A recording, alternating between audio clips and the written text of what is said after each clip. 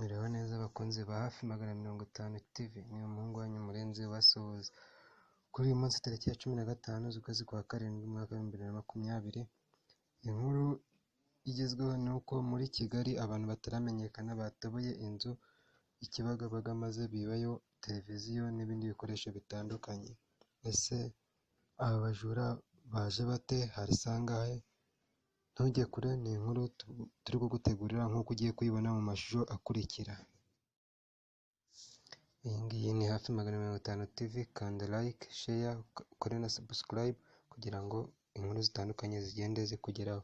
Turagarutse n'inkuru yacu uko iteye kugira ngo wumve uko bimeze.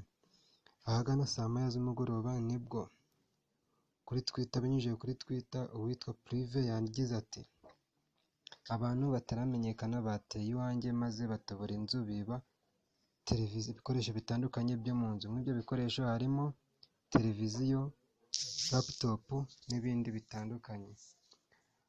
Nk'uko yabitangaje, yavuze ko abo bantu baje bakica inzugi maze bakinjira mu nzu bagatwara ibyo bikoresho byo mu nzu basanzemo bishobora gutwarikwa, kuko ibindi byarimo byose byabananiye kubitwara. Niho bahise bafata televiziyo, laptop ndetse n'ibyangombwa by'amashuri. Ni ukuvuga harimo ibitabo bya kaminuza yagiye yandika, amadiplome n'ibindi bitandukanye. Murabibona ahangaha kuri video ukuntu baje bakinjira mu nzu bagatwara ibintu bitandukanye. Urababona ni abasore babiri, umwe yambaye agapira karimo umutuku, umweru n'ipantaro ya jogging, undi yahetse ibage yambaye ipantaro y'umukara n'agapira. Urababona ahangaha bari mu nzu bamaze kugeramo ndani bagiye gupakira mu ibage. Murabibona ko bari baje biteguye bafite n'ibyuma byica inzugi.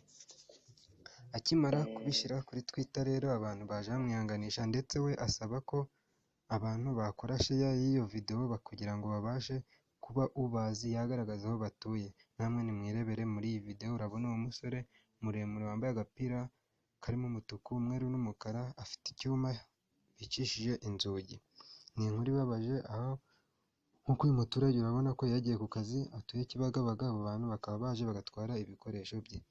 Akimara rero kwandika ko baje bakica urugi bagatwara ibyo bikoresho bye, akamenyesha polisi y'igihugu RIB.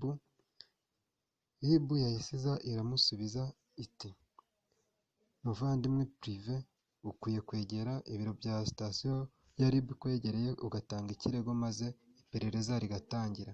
Ngira ngo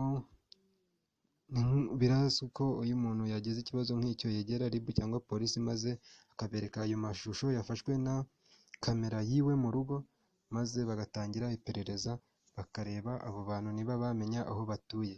Gusa nk'uko mwabibonye kuri video imaze gutambuka, ni abantu baje bagaragara neza, bigaragara ko icyizere cy'uko bashobora gufatwa ntabwo twagikemangwaho, kuko RIB na polisi tuzi ukuntu bakora.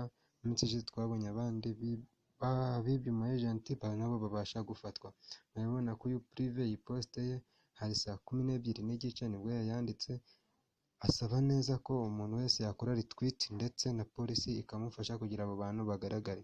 Ubwo yongeye agira ati: muri iki cyumweru nibwemo kabiri. Ubwa mbere baraje batwara ibikoresho byari biri mu nzu bahasanze, uyu munsi nabwo baje batwara machine ndetse